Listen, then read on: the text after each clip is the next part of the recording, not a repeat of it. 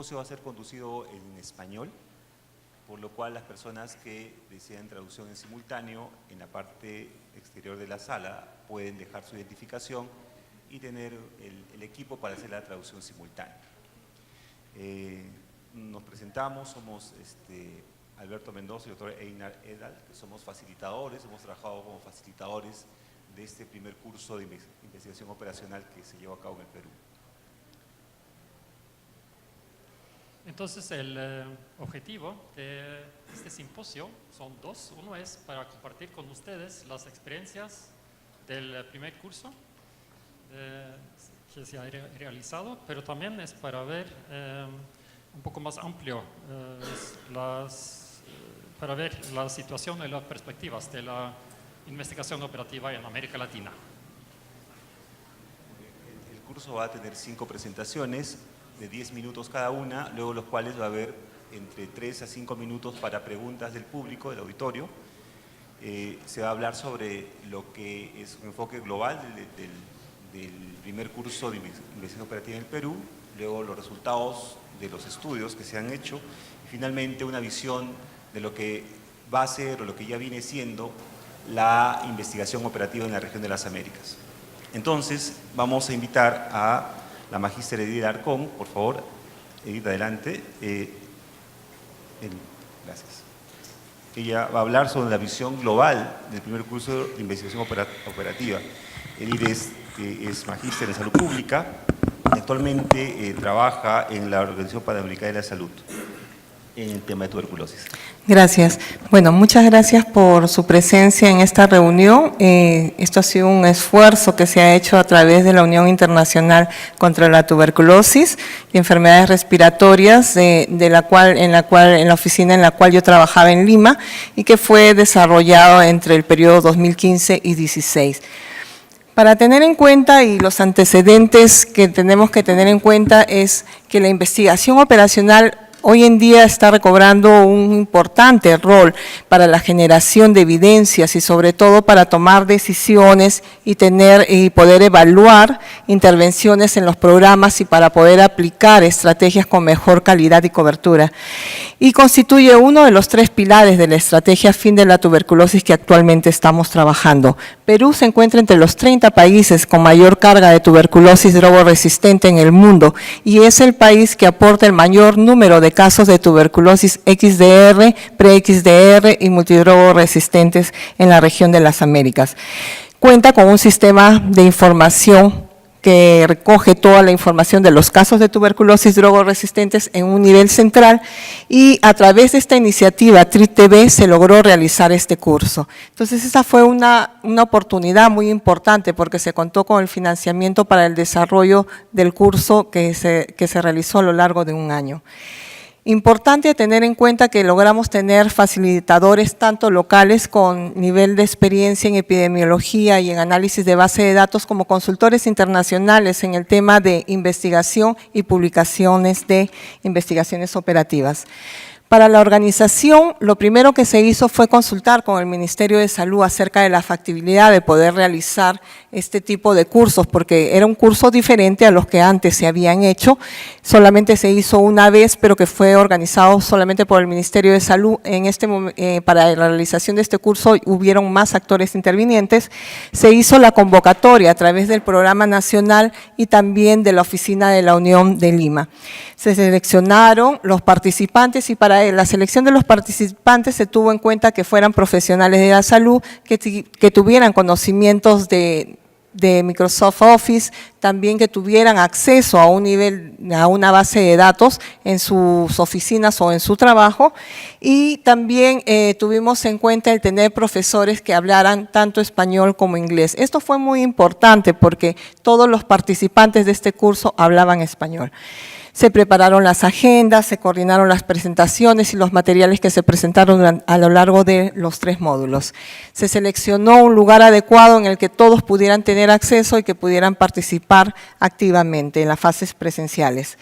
Para la selección se recibieron 25 candidaturas. También se solicitó que cada uno de los participantes mandaran su currículum vitae y también mandaran una pregunta de investigación que quisieran desarrollar. Entre los participantes, entre las personas que pusieron su solicitud, tuvimos profesionales del Ministerio de Salud, del Instituto Penitenciario, también de Seguridad Social, de hospitales, redes de salud y también de las regiones de salud del Perú. Los postulantes fueron médicos, enfermeras y profesionales de laboratorio y al final tuvimos 9 participantes, 2 médicos salubristas, 3 neumólogos, un pediatra, 2 enfermeras y un laboratorista que fueron seleccionados como participantes.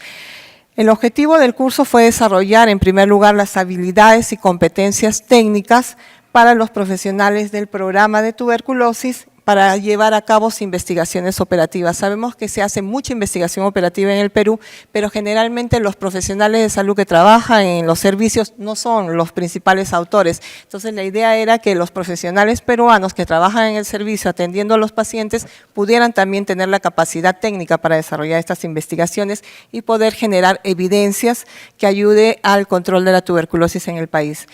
En el marco de la estrategia fin de la tuberculosis con el pilar número 3.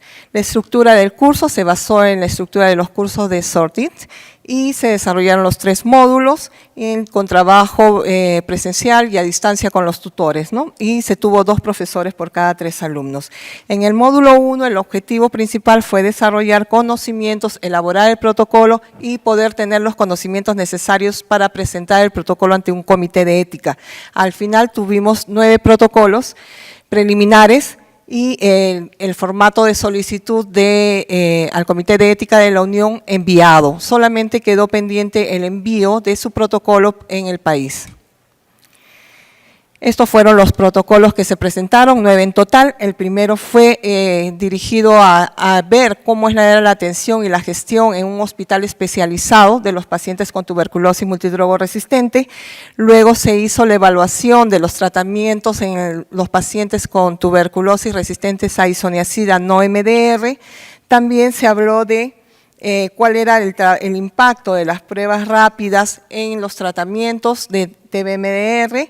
Luego tuvimos otros estudios dirigidos a cuáles eran las causas por las que los pacientes con tuberculosis XDR tardaban en iniciar un tratamiento. También tuvimos la efectividad de tratamiento de los pacientes con pre-XDR y la efectividad de tratamiento de los pacientes XDR manejados con medicamentos del 5º grupo. Adicionalmente, tuvimos otro estudio dirigido a ver las reacciones adversas que se presentan y que es uno de los problemas que más aquejan a los pacientes con tuberculosis XDR por los efectos adversos que se tienen y cuáles eran los factores asociados al abandono en un grupo de pacientes de una región del país. Estas fueron las tareas que se desarrollaron durante el módulo y que fueron importantes porque fueron los pasos a seguir y que tuvieron un cronograma de trabajo. El módulo 2 fue 2 meses después y estuvo dirigido a recopilar, a comprender las técnicas de recopilación de datos, a discernir entre cuáles eran los datos buenos y los datos malos y desarrollar habilidades en el uso de software. Para esto se tuvo la facilidad de contar con licencias de diferentes paquetes estadísticos como es el Stata y también se tuvo para referencias el EndNote. El producto fue el manejo de datos de cada uno de los participantes de sus propios estudios, ¿no?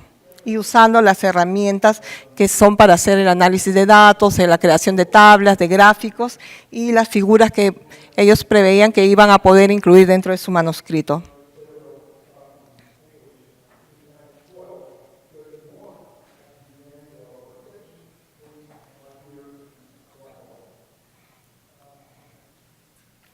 Okay. En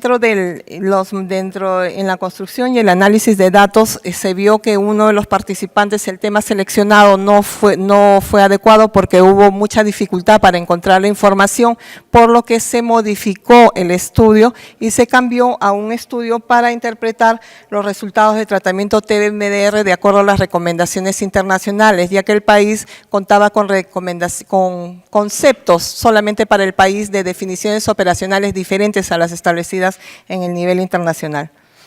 Estas fueron las tareas postmódulo en las que se comenzó desde la elaboración del cuestionario en EpiInfo hasta la presentación del manuscrito que era el producto final para el módulo 3.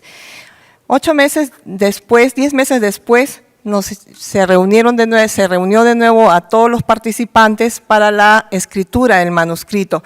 Y durante este módulo se trabajó en la interpretación y cómo describir adecuadamente los resultados en un documento que debía ser presentado a una revista de salud pública de preferencia internacional y con revisión de pares.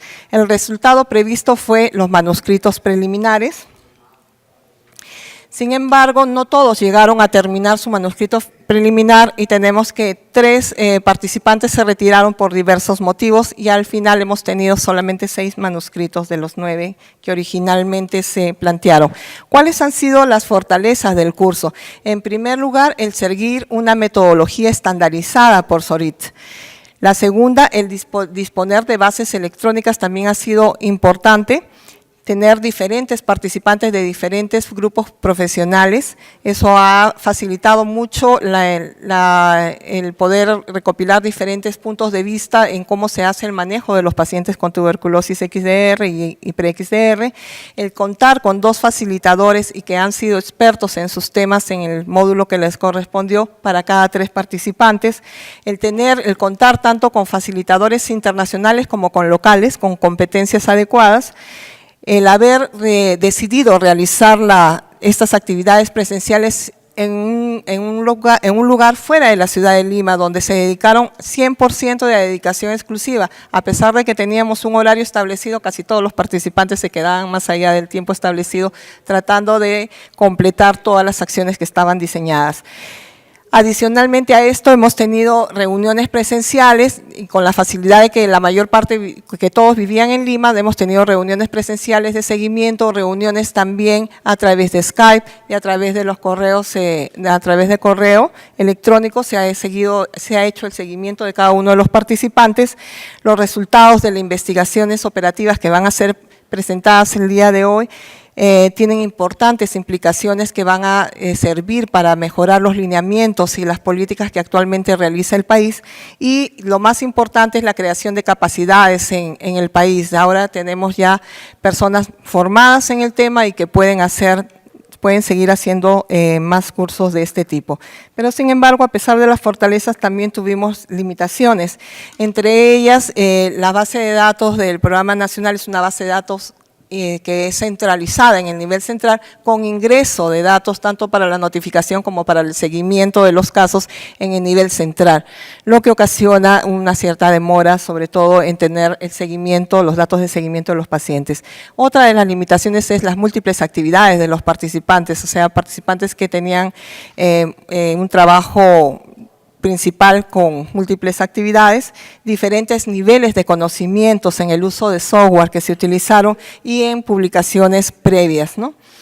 Luego tuvimos un problema importante que fue la presentación de los protocolos a los comités de éticas, porque de acuerdo al lugar donde trabajaban tenían diferentes formatos, diferentes requisitos para presentación y diferentes fechas de evaluación, lo que ocasionó retardo también en la aprobación del comité de ética en el nivel local.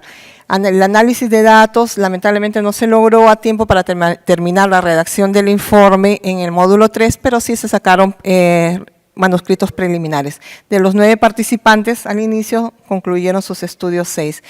Como lecciones aprendidas tenemos que los participantes deben contar desde el primer módulo con una base de datos. Creo que esto es muy importante, que cada participante que sea seleccionado llegue con una base de datos ya previamente trabajada y que tenga acceso completo al 100% en todos los participantes que puedan ser seleccionados para un siguiente curso. Que el nivel de los conocimientos de los participantes también debemos tratar que en el proceso de selección sea más o menos equivalente tanto en experiencia como en el tiempo de trabajo. La estabilidad laboral también es muy importante porque si no tienen estabilidad laboral en el medio curso van a tener que retirarse porque ya no pueden seguir y también ver la posibilidad de que esos nuevos participantes van a ser potenciales facilitadores para próximos cursos. Es importante también el dedicarle más tiempo a las prácticas en el módulo 2, sobre todo para el manejo de softwares que a veces no para todos ha sido conocido. Idealmente es es bueno que los participantes puedan llegar a este curso conociendo cuáles son los trámites que tienen que presentar ante un comité de ética en el nivel local y que se requiere, esta es una recomendación de que se requiere que el software que está centralizado pueda ser descentralizado a nivel de regiones, que el ingreso de los datos sea descentralizado para que tener información mucho más oportuna. Finalmente, mi agradecimiento en especial a la Unión Internacional contra la Tuberculosis, que logró hacer posible este curso, que se desarrollara y se terminara con éxito, al TDR de la Organización Mundial de la Salud, a SORIT y también a USAID, que logró y apoyó en el financiamiento en el desarrollo de este curso, y sobre todo al Ministerio de Salud, que fueron los participantes que lograron concluir con sus estudios operacionales. Gracias. Muchas gracias, las palmas, por favor. Tenemos tiempo, gracias por estar en el tiempo, para una pregunta o dos del auditorio. Acérquense. Zaida. ¿Pueden levantar la mano? ¿Le pueden alcanzar el micrófono? Sí, sí. Creo que sí escuchamos.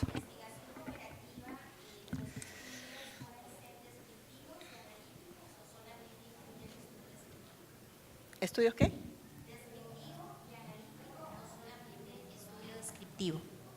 En las investigaciones operativas. En las investigaciones operativas lo ideal es que se llegue con una base de datos, se puede hacer estudios descriptivos, pero también es importante poder analizar la información y generalmente todos los que se han hecho han sido retrospectivos y analíticos, analíticos también.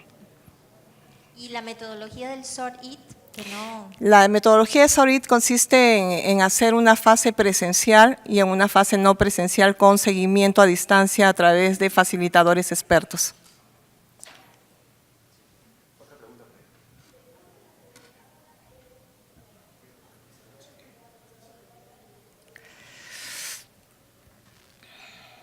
Felicitaciones por la charla. Solo quería preguntar si es que se estaba contemplando la posibilidad de incluir en las bases de datos de seguimiento lo que es el seguimiento diario de los pacientes para tratar de detectar irregularidades de recepción de tratamiento mucho más tempranamente y poder tomar algunas alternativas, intervenciones a nivel de los promotores en esos casos. Bueno, dentro del curso no hubo esa investigación como tal, pero yo tengo entendido que en este momento en el Perú hay unas iniciativas que están trabajando con el tema de control y seguimiento del paciente en la administración del tratamiento para identificar tempranamente la irregularidad y prevenir el abandono. Y hay varias investigaciones que se han hecho a través de tecnología móvil y también a través del uso de dispositivos. Sí están haciendo, pero no fue tema del curso.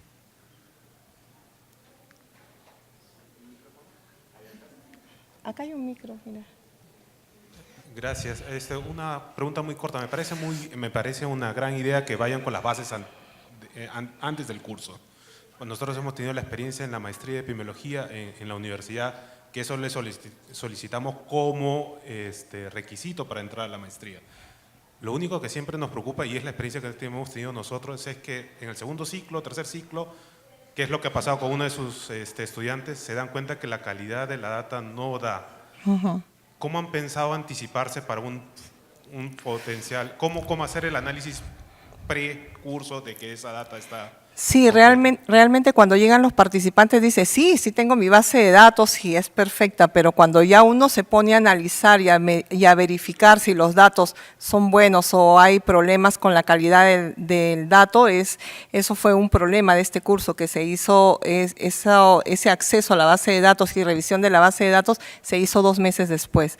Creemos que es importante que los participantes lleguen al curso con la base de datos y durante el primer módulo se haga una revisión de la base de datos para ver si hay algún problema con omisión o errores en la información, pueda ser subsanada para poder realizar el siguiente curso, ¿no? El siguiente módulo. Sí, ese es un problema bastante común. Okay.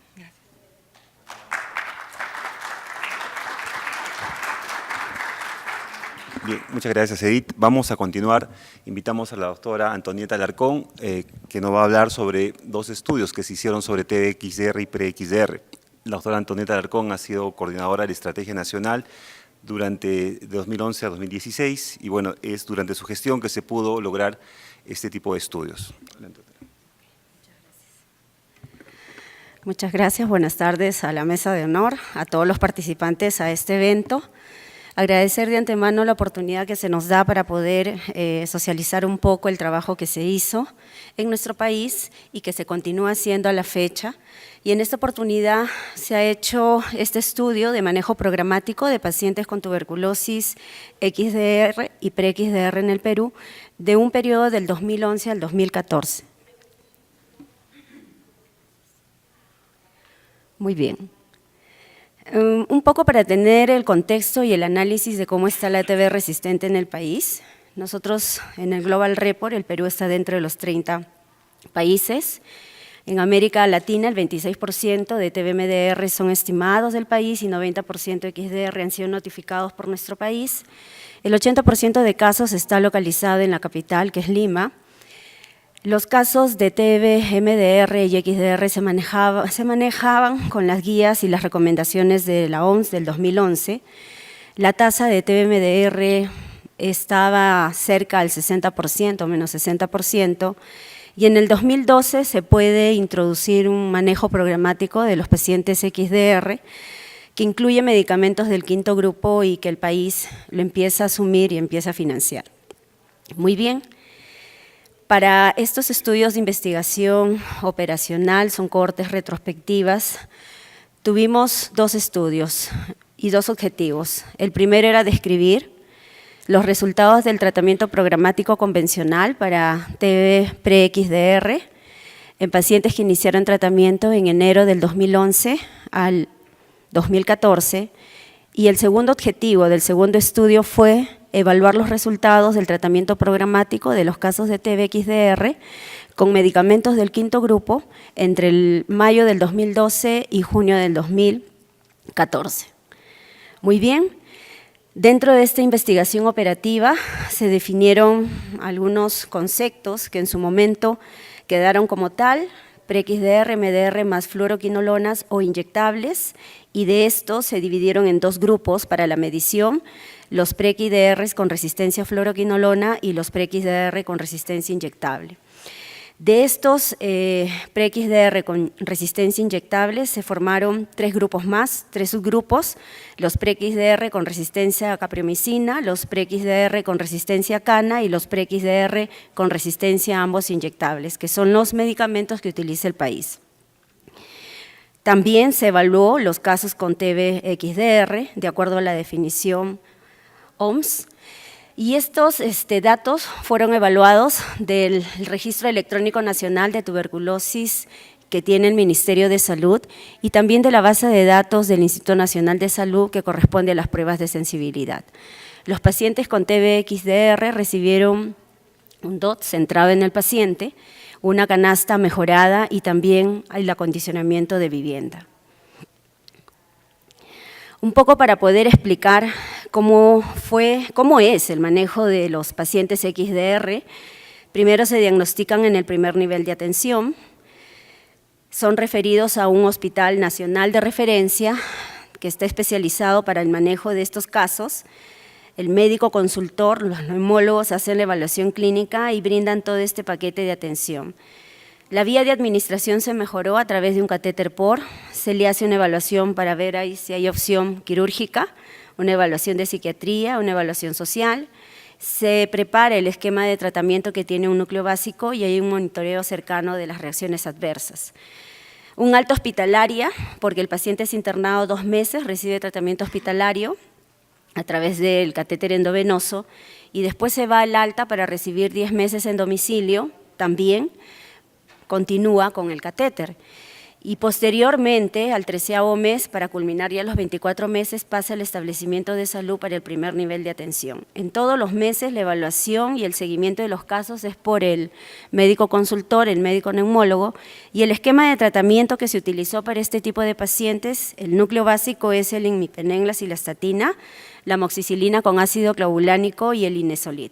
Este es el núcleo básico que se estaba utilizando para este tipo de pacientes en ese momento en el cual disponíamos del financiamiento y de estas drogas. ¿Cuáles fueron los resultados?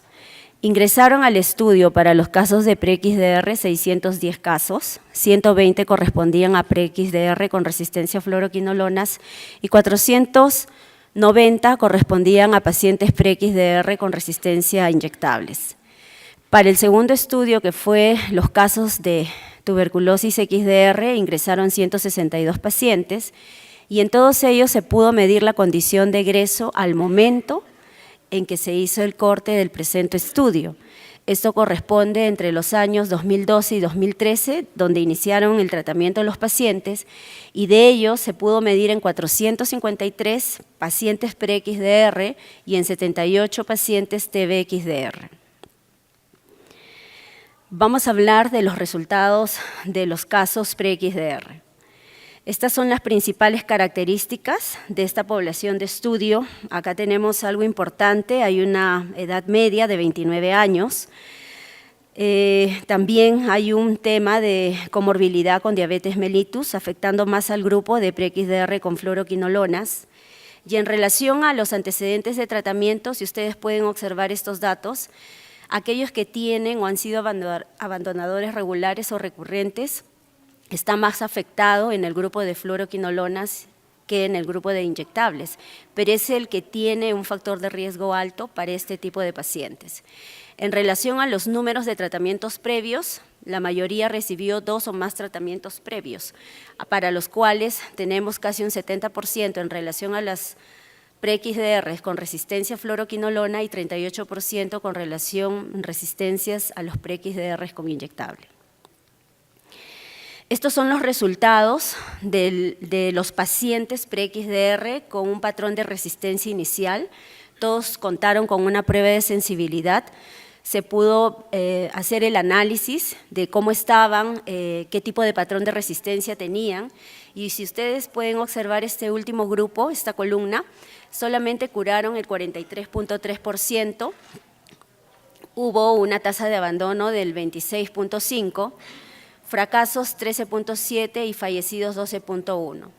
Si ustedes observan el primer bloque, que son las condiciones de egreso de los pacientes pre-XDR con resistencia a fluoroquinolonas, la tasa es mucho menor. Si vemos en conjunto hay un 43, pero acá vemos que es mucho menor, por lo tanto es un factor asociado a un outcome desfavorable. Para lo que corresponde a la kanamicina se logró un 52.3, para la capromicina 50.7 y para los que eran resistentes a ambos 42.5. Entonces, estos fueron los resultados que nosotros encontramos de acuerdo a ese análisis retrospectivo que se realizó. En relación a los factores asociados, es ser antes tratado, ha habido una significancia importante y que sea resistente a fluoroquinolonas. Estos dos datos hacen que los outcomes de estos tipos de pacientes sean realmente desfavorables. Y algo que de repente podríamos decir para cerrar este tema es ¿por qué decidimos o preocuparnos o investigar a los pre-XDR? El tema de los casos de MDR no tenían una buena evolución de tratamiento. Y teníamos ya pacientes XDR en su momento que queríamos de una u otra forma llevar a una determinada etapa de control. Al hacer el análisis y la revisión de las bases, vimos que estos pacientes estaban denominados como MDR ampliados. Esa es la denominación que tenían. Entonces, eso conllevó a poder hacer este estudio y a investigar un poco más y ver cuáles son las acciones y el cambio de políticas que el país ha asumido y lo está asumiendo a la fecha para poder mejorar estos resultados.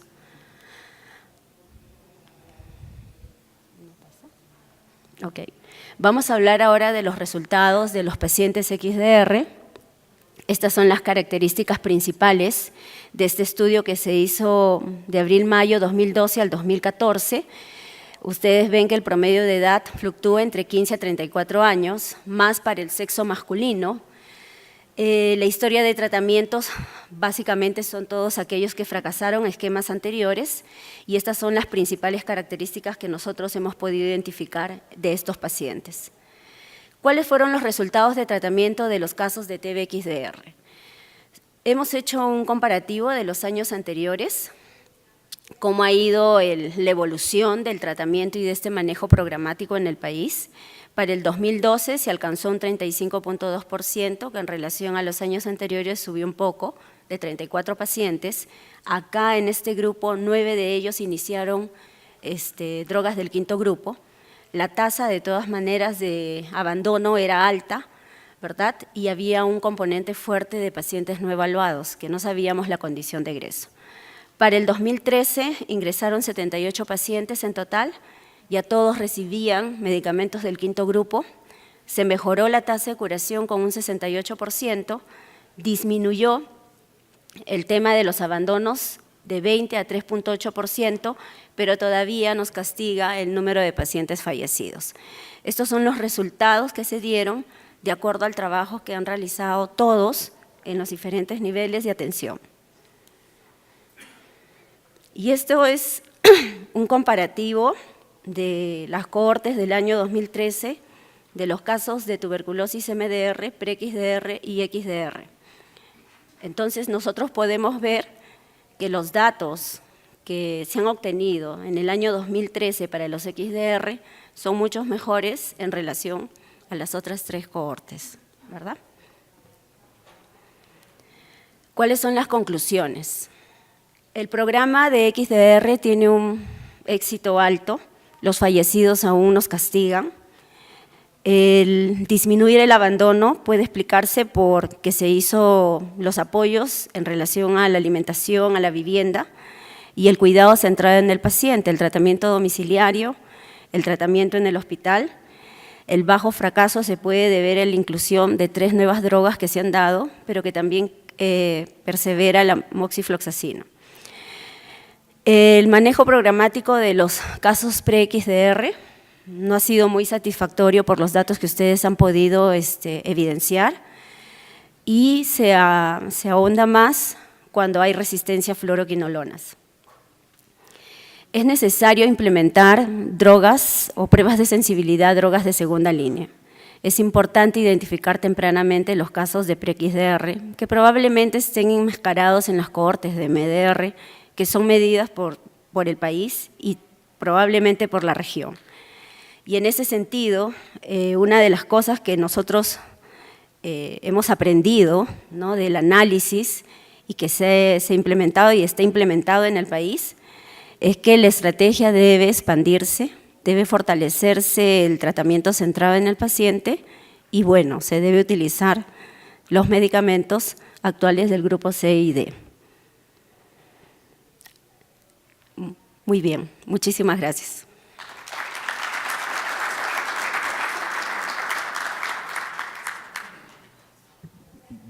Bien, gracias, doctora Alarcón. Tenemos tiempo para 2 preguntas, por favor. El auditorio puede levantar la mano, podemos pasar el micrófono.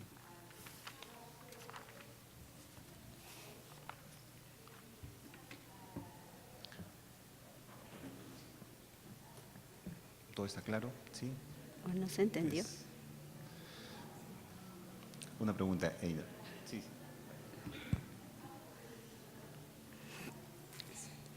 Sí, muchas gracias. Quería preguntar si el estudio en sí ha tenido algún impacto sobre el manejo de los casos de pre-XDR, que ya tenía un resultado con éxito muy bajo. Ok. En el tema de las políticas, la investigación tiene que obviamente generar evidencias para cambio de políticas en los países. Y en este sentido, lo que se hizo fue ya introducir nuevas drogas para todos, tanto para pre-XDR como para XDR. Y estamos en esa línea hasta ahora.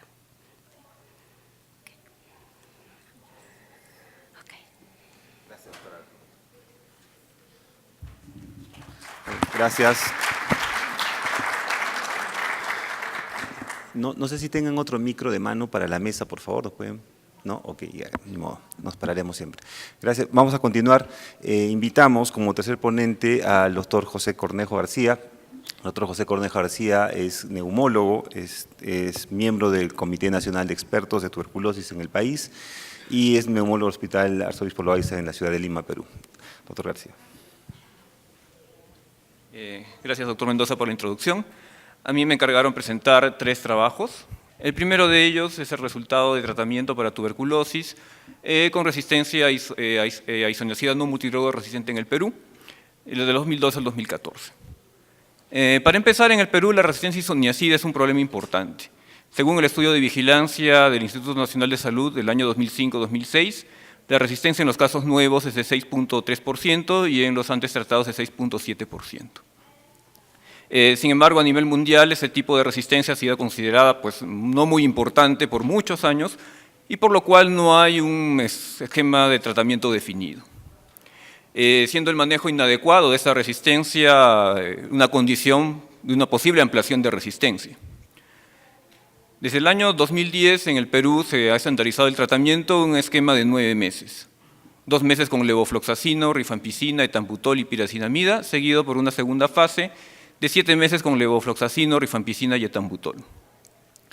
En algunos de esos casos se agregaba un inyectable, básicamente por un criterio médico y principalmente por la presencia de lesiones extensas en la radiografía de tórax.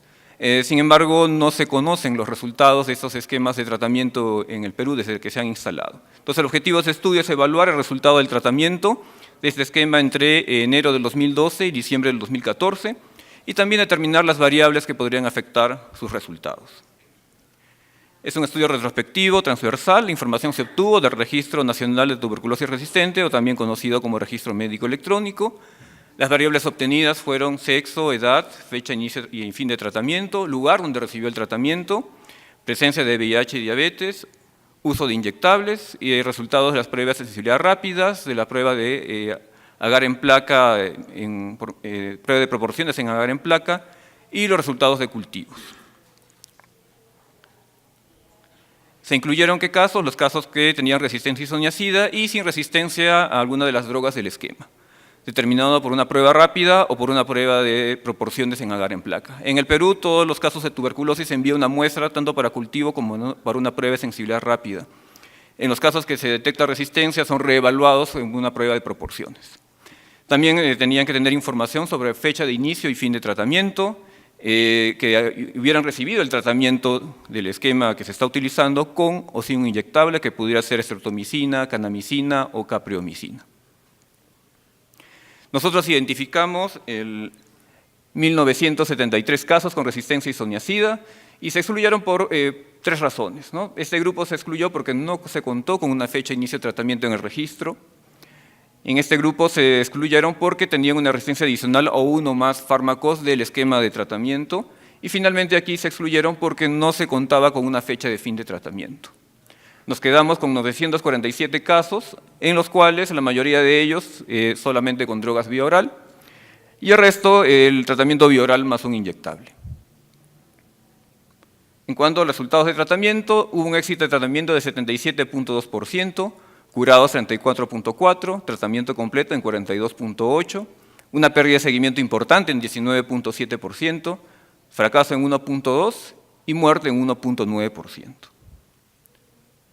En este cuadro se muestra el dosis radio para el éxito de tratamiento y los factores asociados independientemente con un resultado desfavorable fueron el género masculino, la falta de una prueba de sensibilidad rápida, el uso de un inyectable y el año de inicio de tratamiento en el 2014. En el año 2014, aunque tuvimos pocos casos de fracasos, la mayoría de ellos iniciaron tratamiento este año, por eso que salió como un factor el año 2014. Entonces, como conclusiones de este primer trabajo, el esquema indicado en el Perú para resistencia a isoniazida es eficaz para el éxito de tratamiento entre los pacientes que cumplieron el tratamiento, obviamente. Los pacientes que recibieron un inyectable no tuvieron un mejor resultado de tratamiento. El acceso a las pruebas rápidas es importante para determinar el éxito de este tratamiento y la pérdida de seguimiento afecta el resultado no del esquema. Y es importante tomar medidas para disminuir este porcentaje de pérdida de seguimiento. El otro trabajo que se va a presentar es sobre tuberculosis en niños tratados con medicamentos de segunda línea en condiciones de programa en Lima, Perú. En el Perú, en 2014, el 7.7% de los casos fueron TB infantil, de los cuales el 3.5% fueron por tuberculosis multidroga resistente y recibieron tratamiento de segunda línea. Disculpen. No hay una adecuada monitorización de la respuesta al tratamiento y no se conoce el nivel de confirmación bacteriológica de estos casos ni el perfil clínico epidemiológico. Por lo tanto, el objetivo es describir las características clínico-epidemiológicas y la respuesta al tratamiento con tuberculosis infantil con medicamentos de segunda línea en 6 distritos de Lima, de la parte este de la capital, del 2011 al 2015. También se identificaron los casos a través del Registro Médico Electrónico o Registro Nacional de Tuberculosis de casos menores de 15 años. Una vez identificados, se revisó la historia clínica y la tarjeta de tratamiento. Las variables recolectadas fueron las aquí presentes, que agruparon pues, características epidemiológicas, clínicas, resultados de tratamiento y esquemas de tratamiento. Y se compararon las características entre los menores de 5 años y el otro grupo de 5 a 14 años. Ya viendo con los resultados, se identificaron 82 casos, 26 de 0 a 4 años y de 5 a 14, 56. La mayoría de ellos de sexo masculino, el 59%. En cuanto a lo significativo, en cuanto a antecedente de contacto domiciliario, en el grupo de 0 a 4 años tuvieron en una mayor proporción un contacto intradomiciliario. No hubo diferencias en cuanto al número de contactos ni al tipo de cercanía del contacto, o del caso índice, disculpen. Y lo otro significativo fue la detección del caso. En los casos de 0 a 4 años se detectaron principalmente a través del estudio de contactos, mientras que el otro grupo se detectó principalmente en consulta externa. Eso quiere decir personas o pacientes ya con síntomas de la enfermedad. En cuanto a otras características, el PPD solo se pudo colocar el 50% de los casos y el nivel de detección o de positividad del PPD no fue relevante.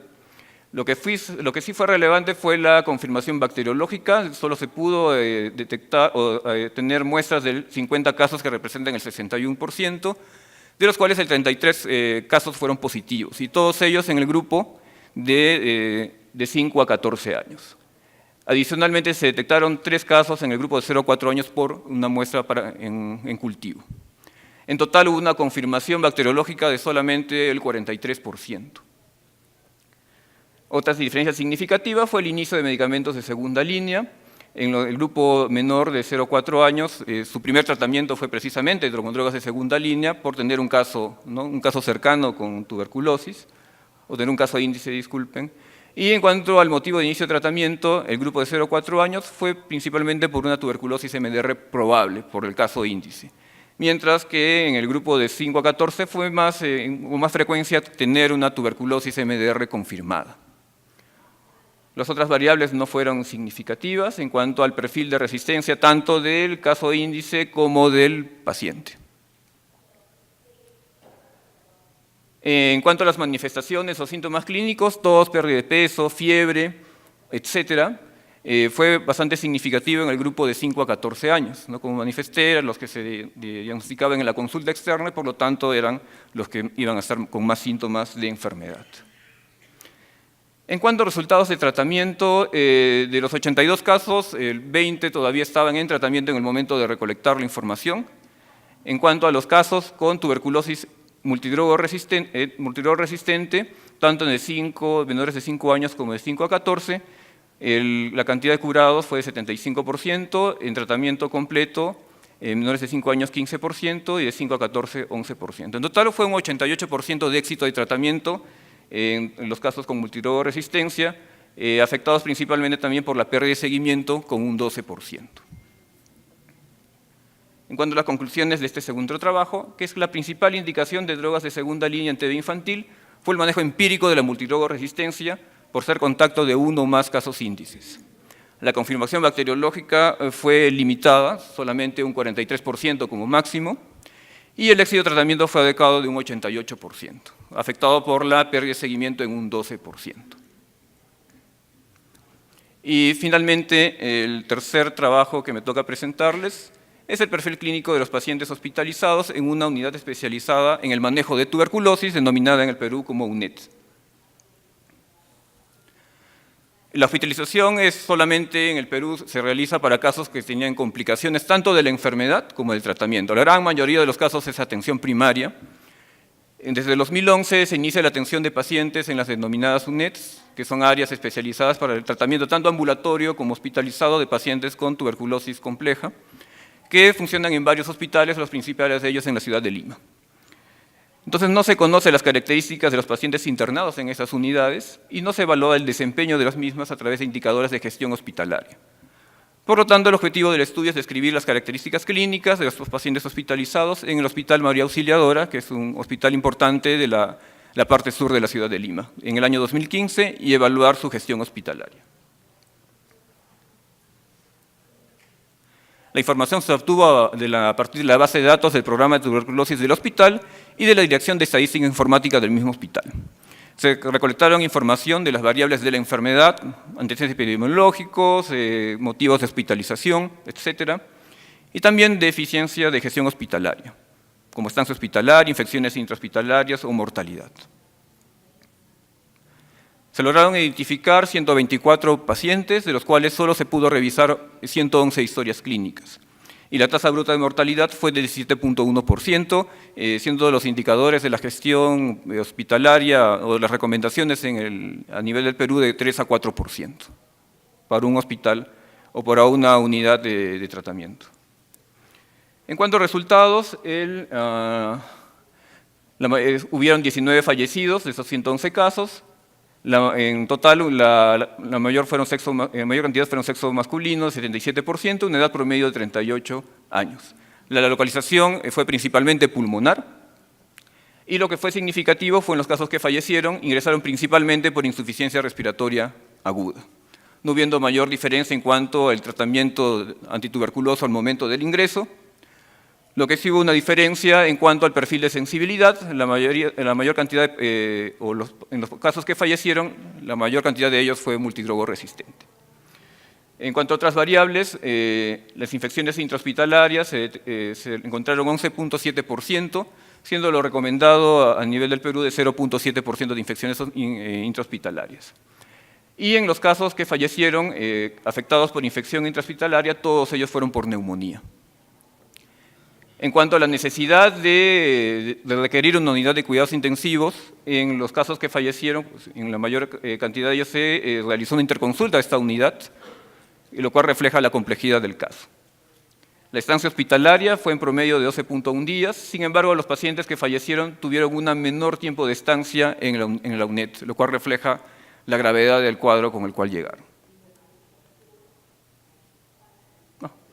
En cuanto a los factores asociados al fallecimiento, la estancia hospitalaria fue un factor asociado al fallecimiento, al igual que la insuficiencia respiratoria y la necesidad de manejo en una unidad de cuidados intensivos, reflejado por la solicitud de la interconsulta. Entonces, como conclusiones, finalmente, los pacientes internados en la UNED del Hospital María Auxiliadora presentan cuadros clínicos complejos y severos con una importante mortalidad. Y se debe fortalecer el primer nivel de atención para un manejo adecuado y evitar que los pacientes puedan complicarse y llegar a necesitar una hospitalización. Y los indicadores de gestión hospitalaria, como la mortalidad o infecciones intrahospitalarias, deben mejorarse y adecuarse a ese nivel de complejidad clínica. Bueno, igual que todos los ponentes, agradecimientos a todas esas instituciones que hicieron posible la presentación de estos trabajos. Gracias.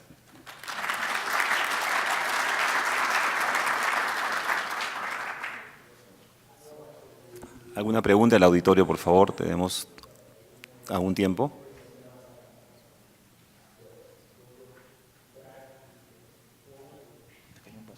Gracias por la charla. Solo quería preguntar, ¿cuál es la diferencia entre un UNED y un CENEX? ¿Y cómo está la mortalidad en el CENEX comparada con lo que nos ha mostrado en la UNED? Bueno, básicamente es un cambio de nomenclatura, ¿no? Anteriormente eran conocidos como CENEX, ¿no? Ahora son conocidos como UNED. Básicamente es un cambio de nomenclatura y es una de las mortalidades, pues no tenemos datos precisos de otros hospitales, ¿no? Que es el primero que se publica de un hospital bajo estas condiciones, pero deben ser bastante similares porque las condiciones no son muy diferentes a las que suceden en el Hospital María Auxiliadora.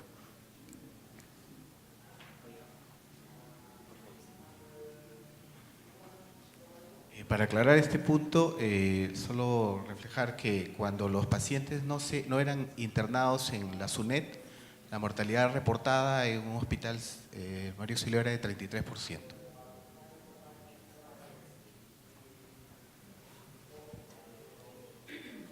Gracias. Me queda una duda, no sé cómo lo definen ustedes. Cuando se habla de que solo es resistente a isoniazida, ¿hacen alguna diferencia si es CAT-G o INH? ¿O cómo toman esa decisión? Porque hay literatura que se revisa y algunos otros especialistas que indican que dependiendo de la parte que esté afectada, de inicio habría que tomarlo como si fuera un MDR. ¿Cuál es su opinión al respecto? Bueno, nosotros detectamos si la mayoría de estos casos ha sido por pruebas, por un genotype, ¿no? Prueba Hain Genotype. Pero no hemos hecho una diferenciación, ¿no?, entre si el CAT-G o el INHA hace alguna diferencia en cuanto al resultado final de tratamiento. En la práctica no lo hemos analizado como usted lo menciona, pero en la práctica hemos visto que estos pacientes tienen un buen resultado de tratamiento, ¿no? Y lo que se ha presentado en la primera parte de esta exposición es poner en documentos lo que estamos viendo, ¿no? Todos hemos visto en estos años que sí, el esquema es efectivo, pero no había ningún documento que confirme nuestra apreciación clínica, ¿no? Y por lo tanto no hemos visto realmente que haya algún cambio en el resultado, ¿no? Porque no hemos tenido, como usted ve, una importante cantidad de fracasos. La mayoría que nos afecta es la pérdida de seguimiento.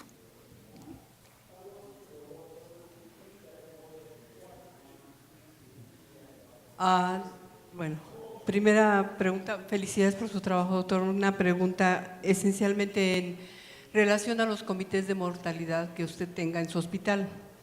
Asumo, porque así existen todos los hospitales que están certificados, que su mortalidad ha sido analizada por un comité y que identificaron factores que eviten esta mortalidad.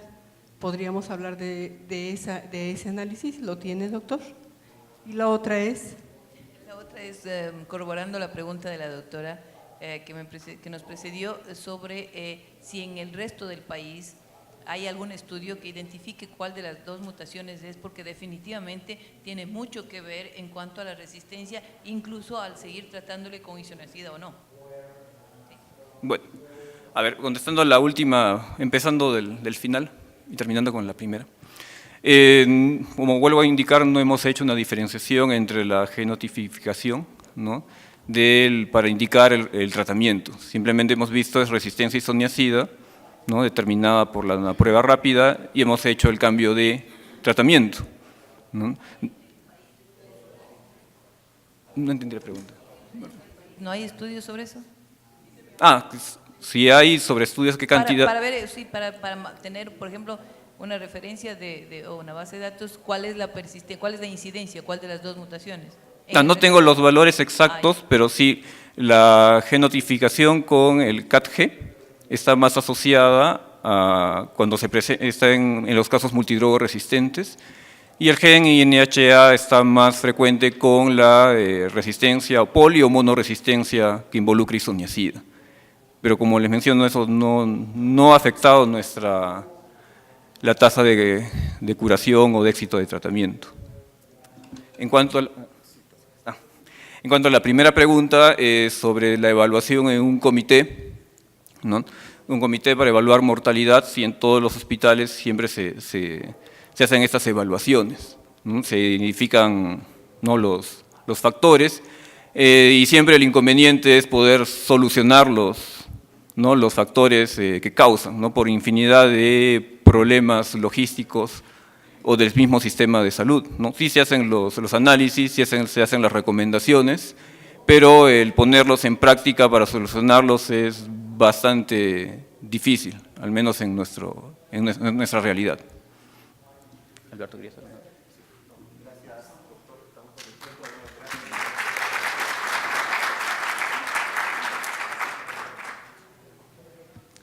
Entonces, la siguiente presentación es de George Obregón, que es biólogo con experiencia en laboratorio de TB-VIH. Tiene una maestría en salud pública. Antes estaba trabajando en misiones de TB-VIH en Perú y también en Suazilandia. Y su cargo anterior fue director ejecutivo de enfermedades transmisibles en el Instituto de Salud de Perú. Y el título es Efecto de las pruebas de sensibilidad rápidas en el tratamiento y la mortalidad de la TB-MDR en Perú. Muchas gracias por la introducción, doctor Einer. Muchas gracias por la invitación también de parte de la Unión para estar acá presentes y poder compartir con ustedes algunos resultados que hemos tenido con respecto a las investigaciones que iniciamos hace más de 1 año y medio. Y bueno, en este caso, responder un poco a las preguntas de una política pública que ha propuesto la OMS con respecto al uso de pruebas rápidas en los programas nacionales. El diagnóstico precoz de la tuberculosis, incluyendo en el caso de Perú buscando la universalización de las pruebas de susceptibilidad a drogas, son componentes clave en esta política post-2015 de la OMS, que es la estrategia fin de la tuberculosis. Sin embargo, cabe mencionar que 1 década antes ya el Perú había iniciado con el Fondo Mundial la introducción de pruebas rápidas. En ese momento eran pruebas rápidas, lo que como viene a ser el nitrato reductasa, el ensayo de la nitrato reductasa, el MOTS en el 2008 y finalmente en el año 2010 se introdujo también el Genotype en el Perú para MDRs. También cabe mencionar que como parte de la política pública en el país, se inició en el año 2010 con cerca de 9.000 pruebas, llegando para el final del periodo 2015 que cubre el estudio a un incremento de 3 veces su número inicial, llegando a 27.000, aumentando en el caso de MOTS y Genotype y reduciendo la prueba GRIES o de la nitrato reductasa. El objetivo del estudio fue evaluar la asociación entre el uso de estas pruebas rápidas en condiciones de programa, la nitrato reductasa, el MOTS y el Genotype, y ver si tenían una asociación con respecto a los resultados de tratamiento y muerte en pacientes con tuberculosis multidrogo resistente que iniciaron su tratamiento en el periodo de estudio de 2010 y 2013. En la parte metodológica, es un estudio observacional de cohorte retrospectivo que se ha basado en registros electrónicos del Programa Nacional de Tuberculosis de pacientes con tuberculosis pulmonar MDR diagnosticados mediante las 2 cohortes. Por una prueba convencional, que era el grupo control, que es, en el caso de Perú es el método de proporciones en agar-Middlebrook 7H10, que le denominamos la prueba convencional, y las pruebas rápidas, las 3 que hemos mencionado, que es la nitrato reductasa, el MOTS y el Genotype. El periodo de estudio abarcó entre 2010 y 2013 el inicio de la terapia MDR y los resultados se esperaron hasta diciembre de 2015.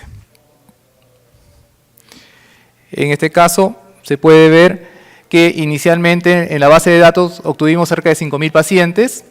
Entre 1 de enero de 2010 a 31 de diciembre de 2013 se retiraron 1.005 pacientes porque encontramos que el tratamiento está incompleto. Del total de pacientes que quedaron, un grupo, cerca de 1.082 pacientes, se excluyó porque tenía resultados de prueba rápida, pero no tenía prueba confirmatoria convencional, y otros 496 pacientes que inicialmente fueron detectados por las pruebas rápidas como MDR, finalmente con la prueba convencional se confirmó que no eran MDR. Nos quedó este total de pacientes, 2.671, distribuido en 2 cohortes, una cohorte de 1.431 pacientes que tenían prueba rápida y tenían una prueba convencional, confirmatoria, y 1.240 pacientes que únicamente tenían la prueba convencional. Al hacer el análisis de ambas cohortes no hubo diferencia significativa entre lo que viene a ser sexo, grupo etario y condición de VIH. Sin embargo, sí se diferenciaron en lo que viene a ser año diagnóstico y lugar de procedencia. En el caso del año de diagnóstico, como se puede ver acá en la columna de lo que viene a ser la cohorte de pruebas rápidas, se estuvo incrementando de 2010 a 2013 su número, de 234 llegó a 446, y por el contrario, la prueba convencional comenzó a reducir su número. Con respecto, aumentaba la prueba rápida, se redujo el número de pruebas convencionales. Fue como parte de la política de descentralización de pruebas rápidas en el Perú. Y también la otra diferencia fue el lugar de procedencia entre lo que era la región y el refuerzo que se hizo principalmente de esta descentralización en la capital, porque en el Perú la mayor parte de los pacientes de TB-MDR están en la capital, Lima. Otro dato importante que podemos ver con respecto a lo que viene a ser la prueba convencional con respecto a la prueba de susceptibilidad en el mismo periodo es el inicio de tratamiento. La flecha negra indica cuándo se recibieron los resultados de la prueba rápida o de la prueba convencional, y las barras en azul y roja indica cuándo se inició la terapia. Con la prueba convencional, el resultado se indica acá, se recibió acá el resultado de la prueba convencional, sin embargo, cerca del 50% de pacientes ya habían iniciado su terapia, una terapia empírica, y el otro 50% de pacientes, una vez que han tenido resultados de la prueba convencional, han iniciado la terapia. A diferencia de la prueba rápida, que es un pequeño número el que inició terapia empírica, y la mayor parte han iniciado tratamiento una vez recibido el resultado de la prueba de susceptibilidad a drogas. En cuanto a lo que viene a ser el éxito de tratamiento, tampoco hubo diferencia significativa entre las cohortes en el tema de año de diagnóstico, lugar de procedencia y condición de VIH. Sin embargo, se puede ver que la prueba rápida tuvo un efecto protector con respecto al éxito de tratamiento, la cual permitió incrementar hasta en un 40% la probabilidad de curación, de éxito al tratamiento. Por el contrario, dos variables, sexo, ser varón, y un grupo etario mayor, incrementó las posibilidades de no éxito al tratamiento.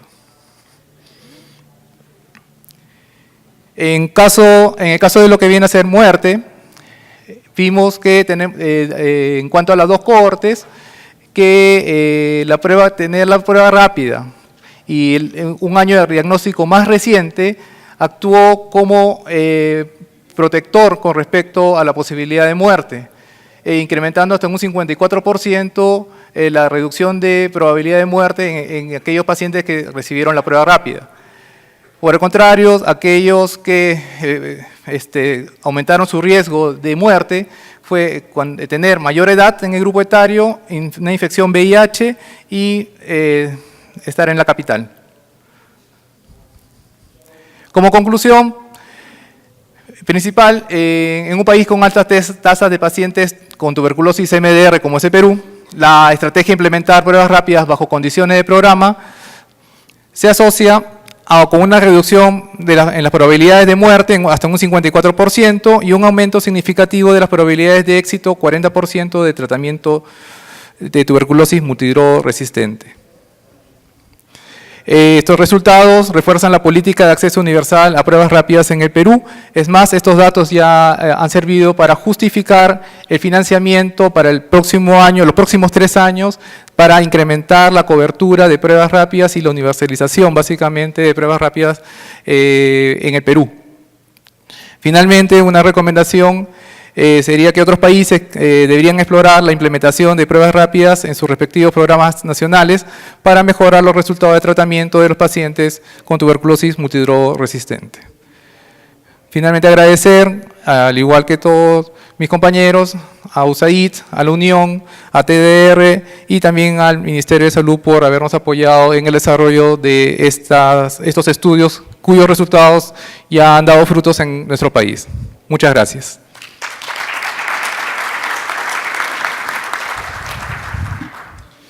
Muchas gracias por la presentación.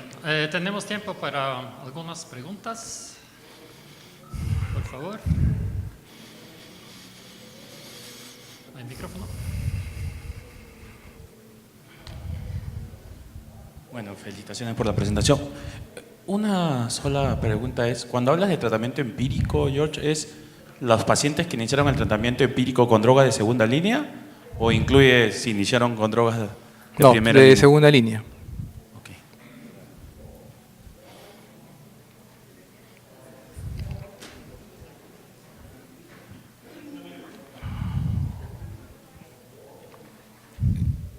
Buenas tardes. Felicitaciones por el trabajo. Gracias. Tengo una duda. Cuando dices que las pruebas rápidas fueron incorporadas como política pública, el estudio viene a confirmar el sentido positivo de la política pública y la reafirma, ¿verdad? Así es. Sí, mencionar también que casi fue una pregunta de investigación de un viceministro de Salud. Realmente ahí vino el desarrollo del estudio, ¿no? Dijo, tanta prueba rápida y cuáles son los resultados que tenemos en la realidad.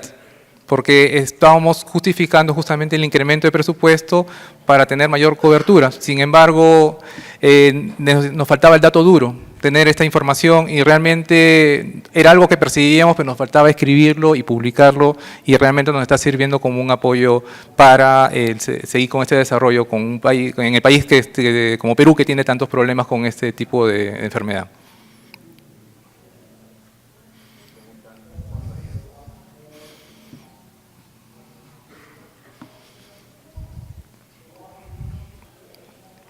Buenas tardes. Con el inicio de tratamiento con respecto a la prueba de sensibilidad del genotype, porque esa es a la que te refieres, ¿verdad?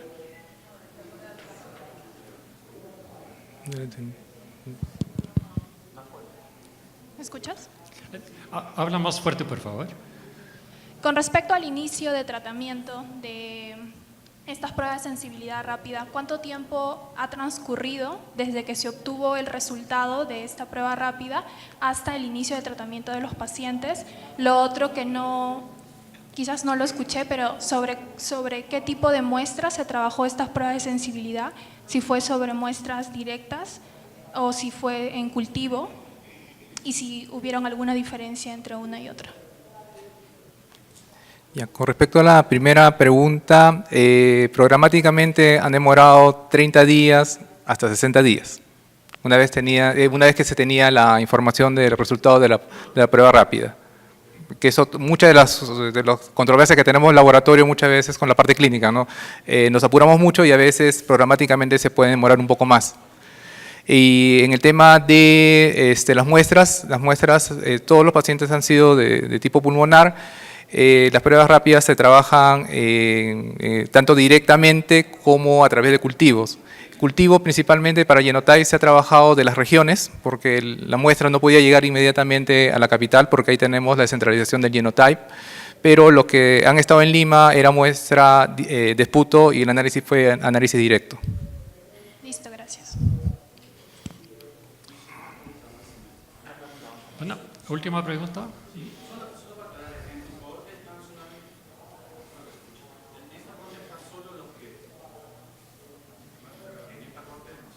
En esta corte solo están los pacientes que se curaron, fracasaron o murieron, ¿correcto? Los que abandonaron, no. Todos. Lo que pasa es que en tu algoritmo hay un grupo de pacientes que se fueron eliminando, hay algunos que perdidos al seguimiento. No, se eliminaron aquellos que no tenían tratamiento, condición de egreso completo, aquellos que no tenían una prueba convencional para confirmación de la prueba rápida. Principalmente esos han sido los grupos mayores, pero todos los demás que han tenido diagnóstico principalmente, inicio y condición de egreso, desde muerte, fracaso, abandono, no evaluado, entraron al estudio. O sea, básicamente es la condición clínica final al tratamiento. Así es. No es un seguimiento de cuántos murieron después de fracasar o abandonar. No.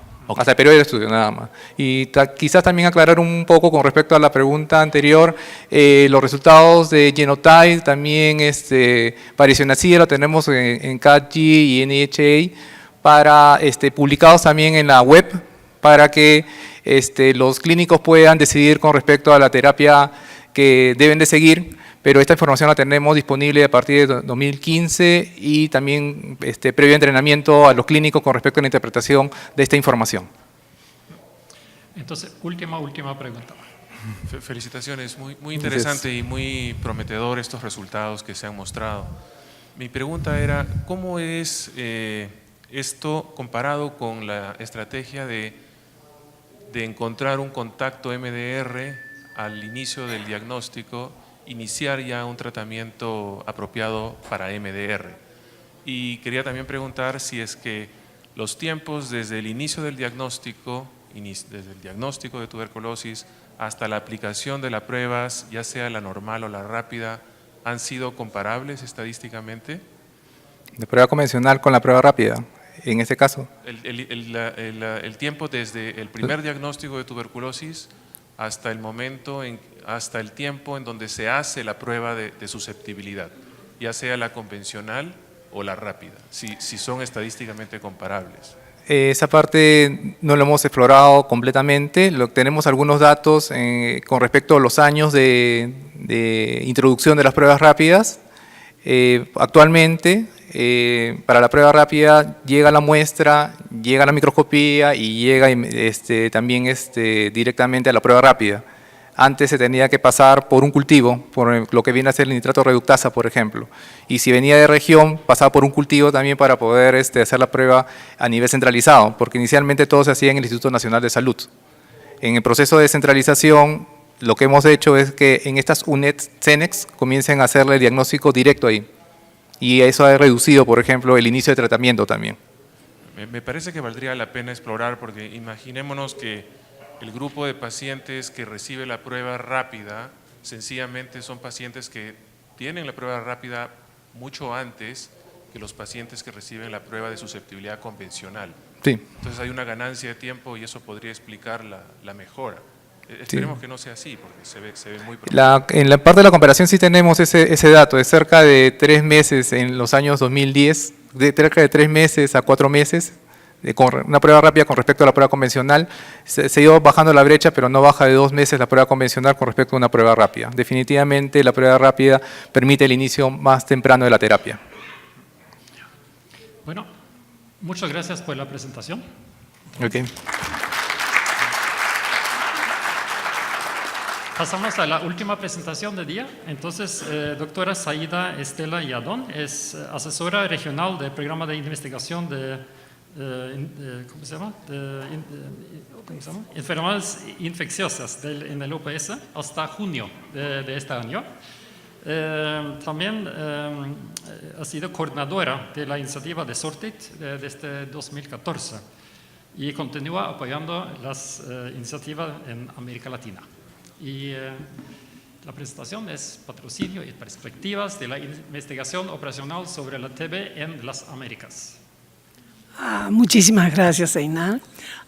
Muchísimas gracias en primer lugar, a los organizadores de este evento que nos han permitido compartir con ustedes nuestras charlas.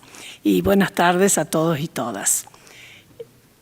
Como Einal les dijo, voy a presentar los resultados de la iniciativa SORTIT en Latinoamérica desde el 2014 al 2017.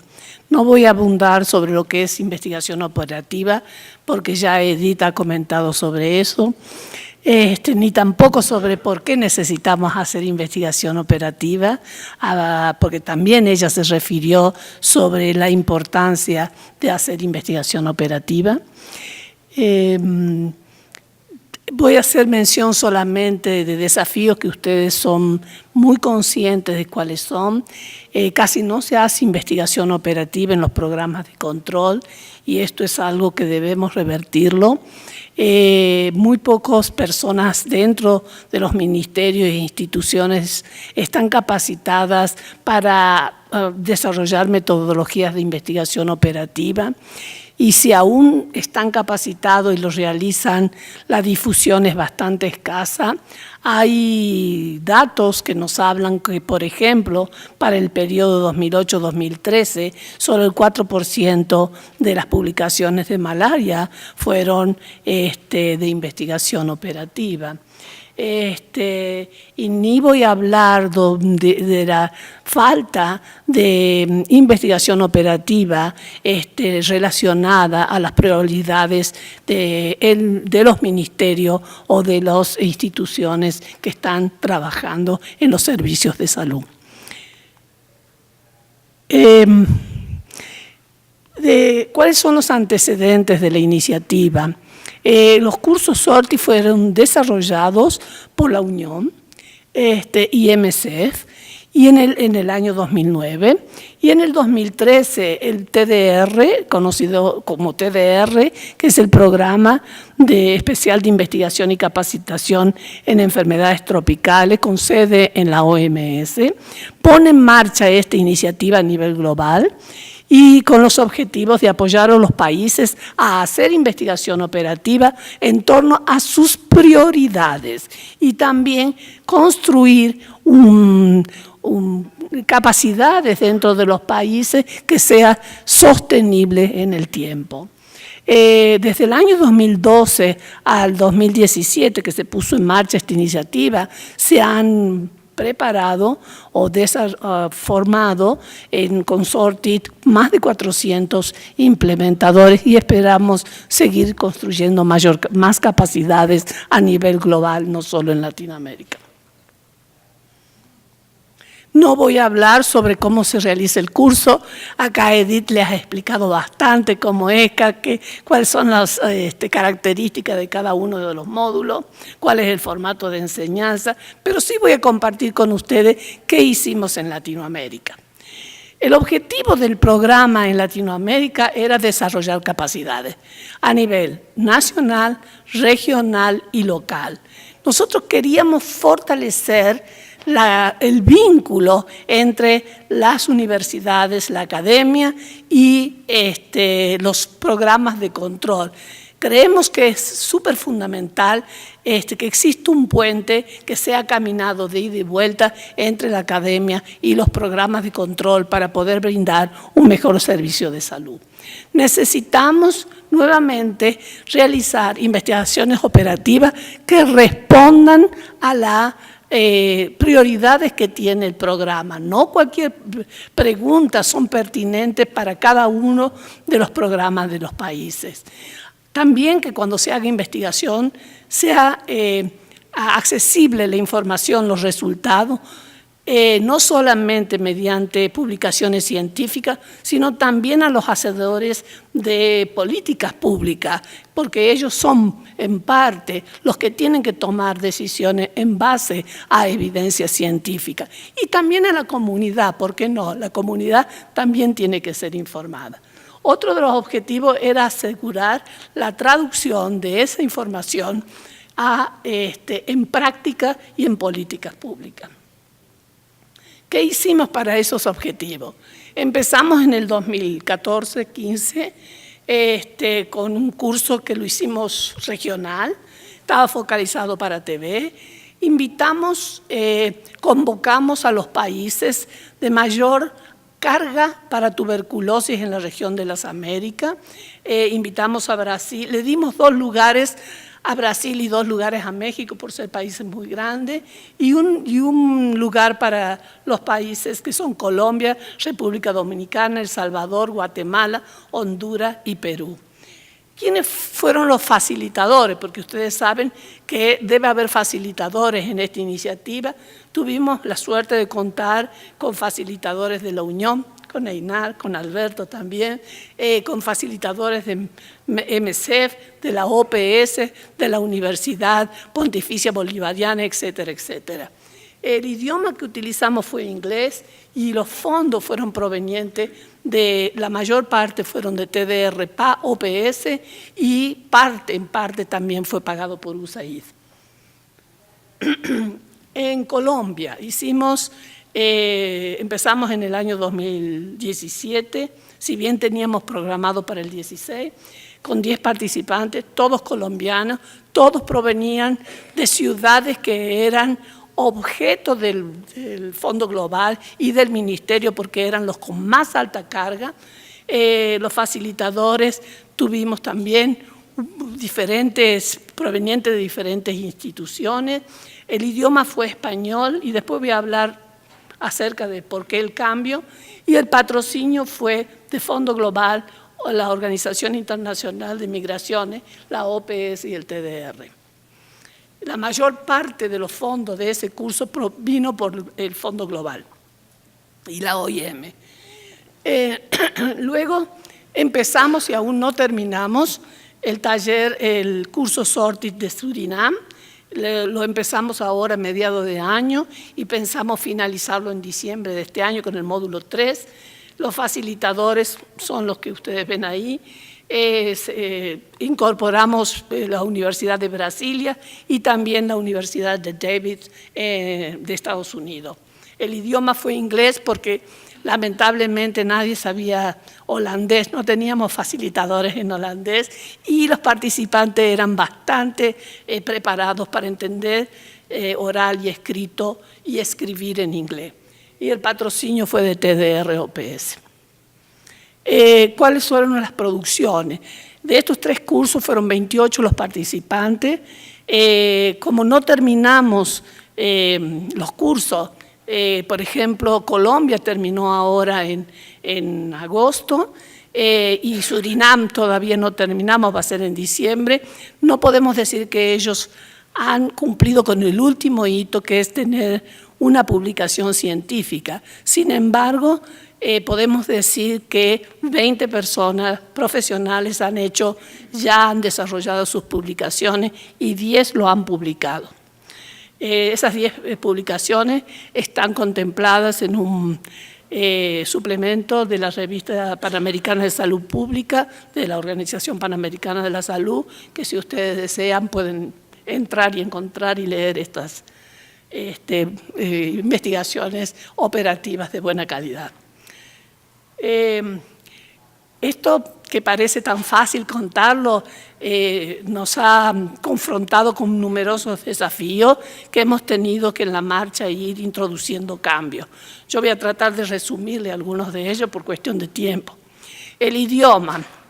Nosotros percibimos en el primer curso, que fue en Panamá, el regional, el curso fue en inglés, tuvimos muchas dificultades, tomó mucho tiempo, porque muchísimas veces teníamos que ayudar a traducir para que haya una mayor comprensión del participante y del facilitador. Entonces decidimos cambiar eso, pasar a usar el idioma del país. Se tradujeron todo el material al idioma español, o sea que hay material en español, en portugués y en inglés. Y en breve van a ser puestos en la página del TDR y lo más seguro que en la página de la OPS. Los facilitadores, también el hecho de que el primer módulo, el primer taller, usamos facilitadores de habla inglesa, enfrentamos al desafío de generar una base de datos de facilitadores que hablen español y también inglés, y si era posible, y que sean expertos en tuberculosis o en enfermedad que queríamos hacer el curso, y que además sepan hacer investigación operativa, análisis de datos secundarios, análisis de datos primarios, y lo conseguimos y tenemos una buena plataforma de facilitadores que nos colaboran enormemente. El módulo 2 también fue modificado porque tenía un problema que utilizaba un paquete estadístico que no era usado en la región, entonces decidimos cambiarlo y hicimos un módulo que utiliza Excel para el desarrollo de la base de datos y EpiInfo para el análisis del mismo. Y eso fue también cambiado para el módulo de Surinam, porque en Surinam incluimos otros, además de estos paquetes, incluimos otros paquetes, porque los proyectos de investigación que se habían planteado exigían, por ejemplo, GIS y otros soft para analizar networking, etc. Base de datos, algo ya habló Edith. Realmente fue un tema muy serio, porque las bases de datos, cuando hubo participantes cuyos jefes no le dieron la autorización para utilizar las bases de datos, a pesar de que el ministerio se había comprometido. Lo segundo es que las bases de datos estaban, hablando mal y pronto, lo que se dice bases sucias, que no sabían, desconocían si tenían duplicado, si no estaban validadas, etcétera, etcétera, etcétera. Entonces, para el taller de Colombia, nosotros ¿qué hicimos? Introducimos 2 días y medio antes del módulo 3, que es para escribir los artículos científicos. Y entonces durante esos 2 días y medio nosotros pensábamos que íbamos a encontrar una base trabajada ya por los participantes. No, los participantes llegaron con las bases así, tal cual se la dieron, llegaron al taller. Y entonces fueron horas y horas y horas de trabajo para 2 días y medio antes del inicio del taller. Y eso retrasaba aún más el taller en sí mismo. Entonces, bueno, la recomendación es que para el taller de Surinam ya tenían que llegar con las bases de datos y nosotros empezamos desde el primer momento a ayudarles a limpiar las bases de datos. Número de días por módulos y tiempo entre módulos 1, 2 y 3. Fueron desafíos altamente vinculados a las disponibilidades de fondos. Si uno tiene fondo puede tener cursos con la cantidad de días necesarios y puede ejecutarlos en el tiempo que desea hacerlo. Nosotros no pudimos. Los fondos los disponíamos con fecha de vencimiento en 6 meses, por ejemplo, para Colombia. Entonces, Colombia lo tuvimos que hacer febrero, el primer y el segundo módulo, y el módulo último 3 lo hicimos ahora en agosto. Entonces, bueno, esos fueron grandes dificultades. Por suerte tuvimos logros. Los logros es que haciendo abogacía y compartiendo los éxitos de estos talleres con instituciones hemos logrado financiamiento, como por ejemplo con el Fondo Global. Hicimos un proyecto con David Rodríguez de la Organización Internacional de Migraciones y conseguimos los fondos para hacer Colombia. O sea, Colombia, gracias a esa asociación, a esa asociación del Ministerio, la Organización Internacional de Migraciones, el programa de Fondo Global, pudimos financiar Colombia.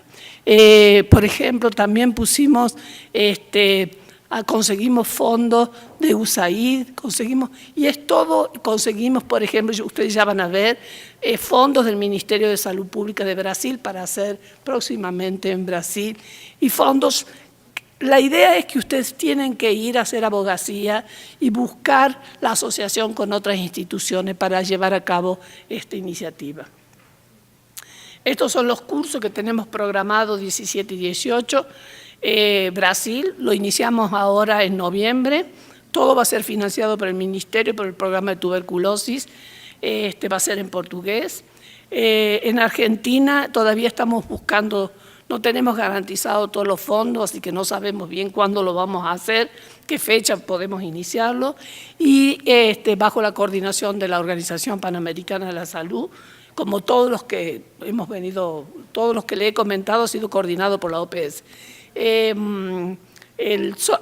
va a hacer un curso sorting subregional que va a ser financiado por USAID y OPS. Un logro que yo creo que es muy importante de destacar, que todas las investigaciones operativas, se hizo una recopilación de las investigaciones realizadas en Colombia y fueron entregadas al programa, y eso van a ser parte del Plan Estratégico de Tuberculosis 2016-2025, y también que hemos logrado hacer una red nacional de investigación operativa en tuberculosis para Colombia, y va a estar bajo el liderazgo del Instituto Nacional de Salud. Muchísimas gracias.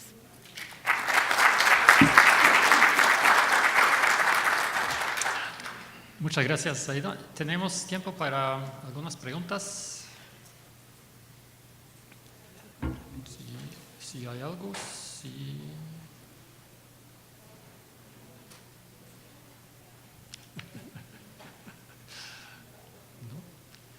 ¿No? ¿Podría hacer una pregunta? Sí, claro. Porque normalmente hay una discusión sobre costo de publicación. Porque lo que se pretende es estimular investigación operativa en los países, y en el curso se cubre como parte del costo del curso, la publicación, ¿no? Pero en la gran mayoría de las revistas hay que pagar bastante. Sí. Entonces, ¿cómo se puede hacer si investigadores que no tienen un financiamiento externo pero tiene buenas ideas y buenos estudios para que se puedan publicar. Bueno, nosotros siempre tratamos de incluir solicitud de fondos para pagar, por ejemplo, el suplemento de la OPS fue pagado por el TDR. Muchas veces el financiador tiene dentro de sus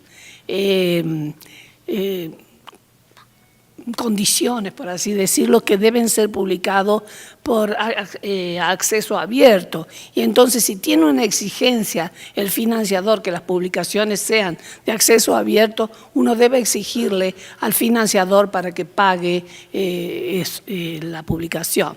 La otra es que hay algunas revistas, como por ejemplo el de la OPS, que no cobra la publicación, o sea que yo los invito a buscar revistas de salud pública que no cobren y que hay bastante en el mercado.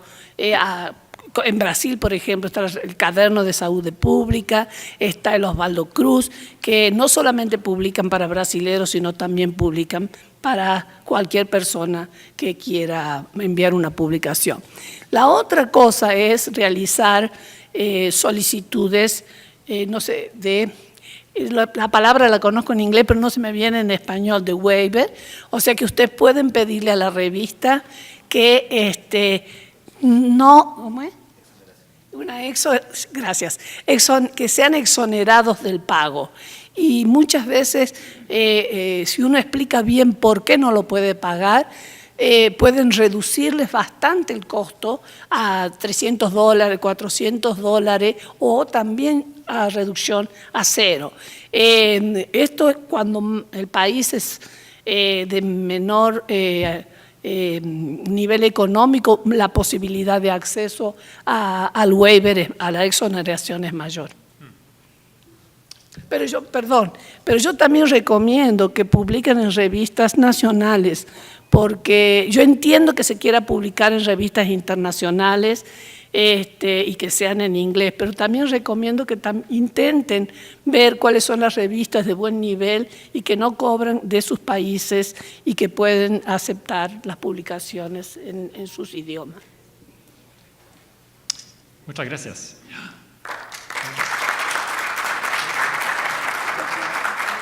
Yo solamente quiero hacerle el comentario, yo no sé si está todavía la persona que consultó sobre si se pueden hacer estudios analíticos, no sé si está. No, preguntaba si podían ser descriptivos y analíticos. Y entonces yo le contesto que sí, que la investigación operativa usted puede utilizar la metodología que desee utilizar, porque uno puede, durante el curso en general, hacemos descriptiva analítica con uso de base de datos secundarias, porque realmente también el curso no nos permite apoyar cohortes prospectivas. Entonces, no se limiten si el ministerio tiene los fondos como para hacer investigaciones prospectivas, analíticas, háganlo si eso le va a dar una respuesta a investigaciones que son claves para el ministerio. Gracias. Gracias, doctora Saída. Bueno, gracias a todos ustedes por estar 1 hora y media en este simposio. De verdad ha sido muy gratificante. Solamente para resumir brevemente los aportes más importantes de este simposio, que se puede hacer investigación operativa, hay fuentes, hay recursos en los países de América Latina. Tanto Edith como Zaidan han hablado de la experiencia de Perú y del resto de países y que se vienen más cursos de este tipo y que se van a buscar fuentes de financiamiento, hay facilitadores disponibles en la región, eso es muy bueno. La doctora Alarcón ha hecho una intervención muy interesante sobre la mejora del resultado del tratamiento, implementando medicamentos del 5º grupo, medicamentos, una